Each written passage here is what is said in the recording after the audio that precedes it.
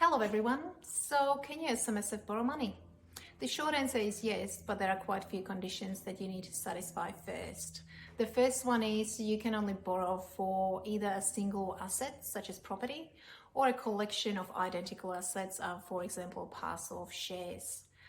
You are not allowed to borrow for improvements. However, small repairs are okay.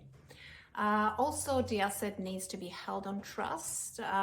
Quite often these trusts are called either holding trust or a bare trust, and the trustee must be separate from the SMSF trustee. And also very important one is any recourse that the lenders hold against the SMSF trustee is limited to this asset that you've acquired under the borrowing. The reason behind it is you want all your other assets within your superannuation to stay protected. So if you, for whatever reason, defaulted on the loan, the lenders will not be able to touch those. The only thing that they're going to have access to is the asset that you borrowed for.